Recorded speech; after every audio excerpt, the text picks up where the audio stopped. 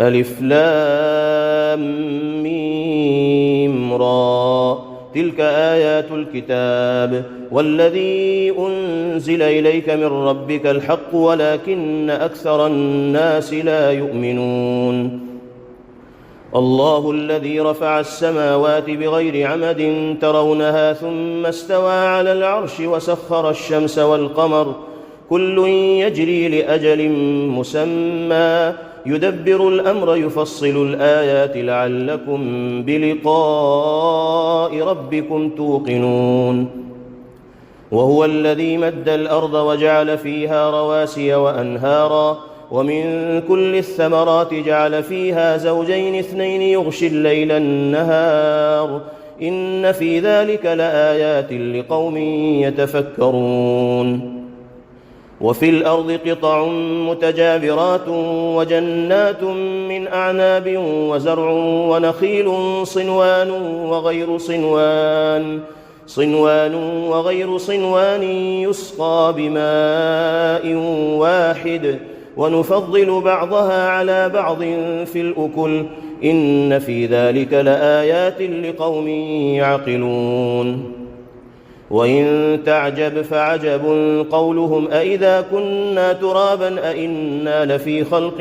جديد أولئك الذين كفروا بربهم وأولئك الأغلال في أعناقهم وأولئك أصحاب النار هم فيها خالدون. ويستعجلونك بالسيئة قبل الحسنة وقد خلت من قبلهم المثلات وإن ربك لذو مغفرة للناس على ظلمهم وإن ربك لشديد العقاب. ويقول الذين كفروا لولا أنزل عليه آية من ربه إنما أنت منذر ولكل قوم هاد. الله يعلم ما تحمل كل أنثى وما تغيض الأرحام وما تزداد وكل شيء عنده بمقدار. عالم الغيب والشهادة الكبير المتعال. سواء منكم من أسر القول ومن جهر به ومن هو مستخف بالليل وسارب بالنهار له معقبات من بين يديه ومن خلفه يحفظونه من أمر الله إن الله لا يغير ما بقوم حتى يغيروا ما بأنفسهم وإذا أراد الله بقوم سوءا فلا مرد له وما لهم من دونه من وال. هو الذي يريكم البرق خوفا وطمعا وينشئ السحاب الثقال ويسبح الرعد بحمده والملائكة من خيفته ويرسل الصواعق فيصيب بها من يشاء وهم يجادلون في الله وهو شديد المحال. له دعوة الحق والذين يدعون من دونه لا يستجيبون لهم بشيء إلا كباسط كفيه إلى الماء ليبلغ فاه وما هو ببالغه وما دعاء الكافرين إلا في ضلال. ولله يسجد من في السماوات والأرض طوعا وكرها وظلالهم بالغدو والآصال. الله أكبر. قل من رب السماوات والأرض قل الله. قل أفاتخذتم من دونه أولياء لا يملكون لأنفسهم نفعا ولا ضرا. قل هل يستوي الأعمى والبصير أم هل تستوي الظلمات والنور أم جعلوا لله شركاء خلقوا كخلقه فتشابه الخلق عليهم قل الله خالق كل شيء وهو الواحد القهار. أنزل من السماء ماء فسالت أودية بقدرها فاحتمل السيل زبدا رابيا ومما يوقدون عليه في النار ابتغاء حلية أو متاع زبد مثله كذلك يضرب الله الحق والباطل فأما الزبد فيذهب جفاء وأما ما ينفع الناس فيمكث في الأرض كذلك يضرب الله الأمثال للذين استجابوا لربهم الحسنى والذين لم يستجيبوا له لو أن لهم ما في الأرض جميعا ومثله معه لافتدوا به أولئك لهم سوء الحساب ومأواهم جهنم وبئس المهاد. أفمن يعلم أنما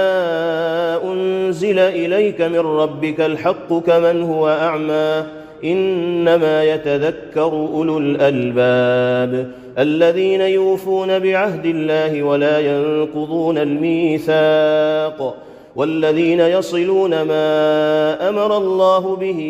أن يوصل ويخشون ربهم ويخافون سوء الحساب والذين صبروا ابتغاء وجه ربهم وأقاموا الصلاة وأنفقوا مما رزقناهم سرا وعلانية ويدرؤون بالحسنة السيئة أولئك لهم عقبى الدار جنات عدن يدخلونها ومن صلح من آبائهم وأزواجهم وذرياتهم والملائكة يدخلون عليهم من كل باب سلام عليكم بما صبرتم فنعم عقبى الدار والذين ينقضون عهد الله من بعد ميثاقه ويقطعون ما أمر الله به أن يوصل ويفسدون في الأرض أولئك لهم اللعنة ولهم سوء الدار الله يبسط الرزق لمن يشاء ويقدر وفرحوا بالحياة الدنيا وما الحياة الدنيا في الآخرة إلا متاع ويقول الذين كفروا لولا أنزل عليه آية من ربه قل إن الله يضل من يشاء ويهدي إليه من أناب الذين آمنوا وتطمئن قلوبهم بذكر الله ألا بذكر الله تطمئن القلوب الذين آمنوا وعملوا الصالحات طوبى لهم وحسن مآب كذلك أرسلناك في أمة قد خلت من قبلها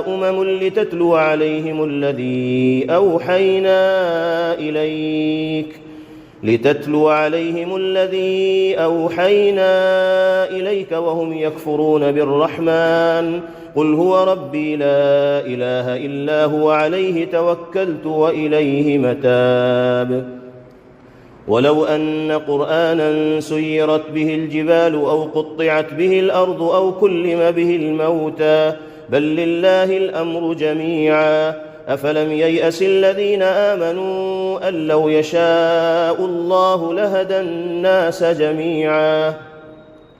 ولا يزال الذين كفروا تصيبهم بما صنعوا قارعة أو تحل قريبا من دارهم حتى يأتي وعد الله إن الله لا يخلف الميعاد ولقد استهزئ برسل من قبلك فأمليت للذين كفروا ثم أخذتهم فكيف كان عقاب أفمن هو قائم على كل نفس بما كسبت وجعلوا لله شركاء قل سموهم أم تنبئونه بما لا يعلم في الأرض أم بظاهر من القول بل زين للذين كفروا مكرهم وصدوا عن السبيل ومن يضلل الله فما له من هاد لهم عذاب في الحياة الدنيا ولعذاب الآخرة أشق وما لهم من الله من واق مثل الجنة التي وعد المتقون تجري من تحتها الأنهار أكلها دائم وظلها تلك عقبى الذين اتقوا وعقبى الكافرين النار والذين آتيناهم الكتاب يفرحون بما أنزل إليك ومن الأحزاب من ينكر بعضه قل إنما أمرت أن أعبد الله ولا أشرك به إليه أدعو وإليه مآب وكذلك أنزلناه حكما عربيا ولئن اتبعت أهواءهم بعدما جاءك من العلم ما لك من الله من ولي ولا واق ولقد أرسلنا رسلا من قبلك وجعلنا لهم أزواجا وذرية وما كان لرسول أن يأتي بآية إلا بإذن الله لكل أجل كتاب يمحو الله ما يشاء ويثبت وعنده أم الكتاب وإما نرينك بعض الذي نعدهم أو نتوفينك فإنما عليك البلاغ وعلينا الحساب أولم يروا أنا نأتي الأرض ننقصها من أطرافها والله يحكم لا معقب لحكمه وهو سريع الحساب وقد مكر الذين من قبلهم فلله المكر جميعا يعلم ما تكسب كل نفس وسيعلم الكفار لمن عقبى الدار ويقول الذين كفروا لست مرسلا قل كفى بالله شهيدا بيني وبينكم ومن عنده علم الكتاب. Thanks for watching. Don't forget to like, comment, share and subscribe to Al Wahid channel.